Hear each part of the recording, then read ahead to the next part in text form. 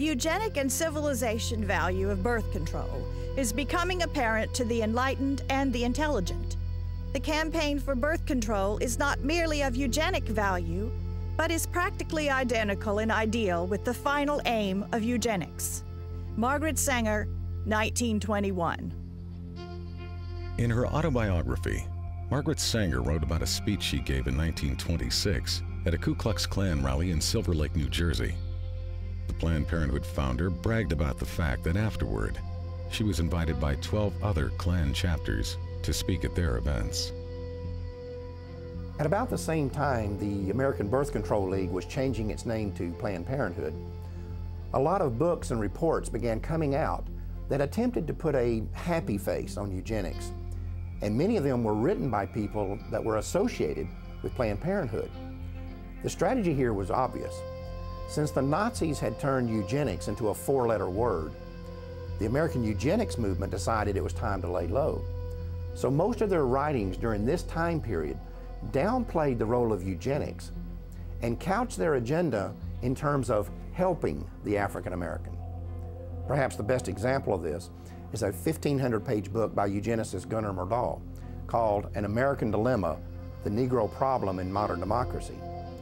Interestingly, this book was not the result of some mom-and-pop operation. Myrdal had 75 assistants working on this project whose salaries were being paid for by the Carnegie Corporation, and Carnegie had been a major player in the eugenics movement for many years. Gunnar Myrdal and his wife Alva were both involved in eugenics. They were funded by both the Rockefeller Foundation and the Carnegie Corporation. They were also closely linked to a Swedish eugenics program which forcibly sterilized 66,000 people. When you read Chapter 7 of this book, it becomes undeniable that this is a blueprint for the modern eugenics movement that we still see in the United States today.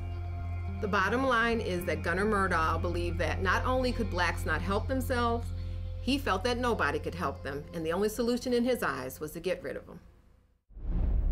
Commonly, it is considered a great misfortune for America that Negro slaves were ever imported. The presence of Negroes in America today is usually considered a plight of the nation.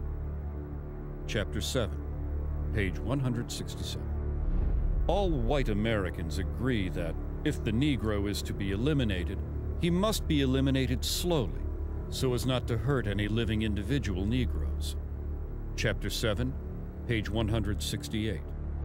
The only way possible of decreasing Negro population is by means of controlling fertility. Chapter 7, page 170. Birth control facilities could be extended relatively more to Negroes than to whites, since Negroes are more concentrated in the lower income and education classes. Chapter 7, page 176. One thing I find very revealing about Chapter 7 is the first paragraph. Myrdal uses U.S. Census Bureau figures to show that between 1790 and 1940, the black population in the United States increased 17 times. At the same time, those Census Bureau figures show that the white population increased 37 times. However, neither Myrdal nor any other eugenicist wrote anything about what to do about that part of the population that was increasing twice as fast as the black population. Gunnar Myrdal's book on how to resolve what he called the Negro problem was published in 1944 by Harper and Brothers of New York.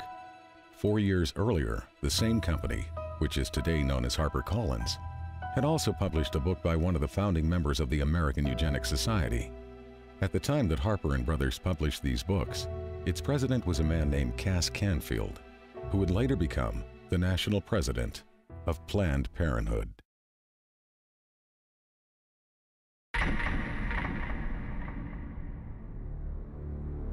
We hope that the restraint of population growth can come about through voluntary means.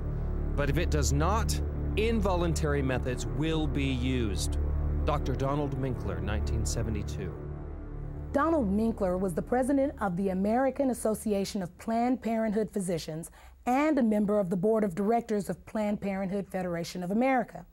Like many of those in the eugenics movement, he understood that their plans would not always be voluntarily adopted, and that the use of governmental coercion or even force might one day be necessary.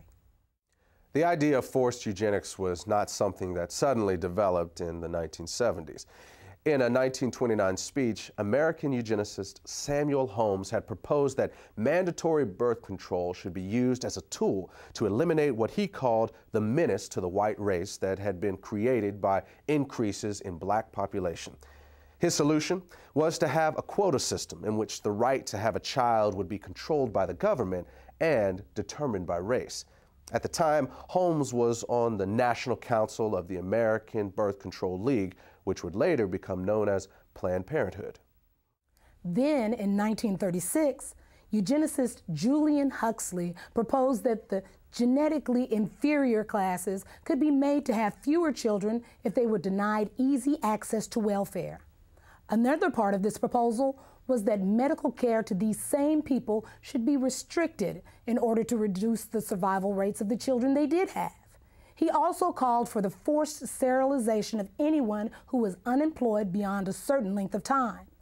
Huxley was later honored by Planned Parenthood and was a featured speaker at one of their annual conventions. The reality is that the views of people like Samuel Holmes and Julian Huxley were never uncommon within the American eugenics community. In 1969, a professor at the University of California, Dr. Garrett Hardin, called it insanity to rely on voluntarism to control population. Hardin was a member of the American Eugenics Society and an outspoken advocate of government-enforced birth control, saying that citizens should be willing to give up their right to breed for the betterment of society. In 1980, he was given Planned Parenthood's highest national award. He and his wife would later kill themselves in a joint suicide pact. There were, of course, some within the eugenics movement who were uncomfortable with the idea of using force, and they would often express their reservations about it in public.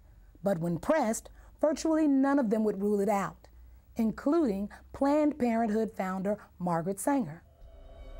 I consider that the world, and almost our civilization for the next 25 years, is going to depend upon a simple, cheap, safe contraceptive to be used in poverty-stricken slums, jungles, and among the most ignorant people. Even this will not be sufficient, because I believe that now, immediately, there should be national sterilization for certain dysgenic types of our population who are being encouraged to breed and would die out were the government not feeding them. Margaret Sanger, 1950.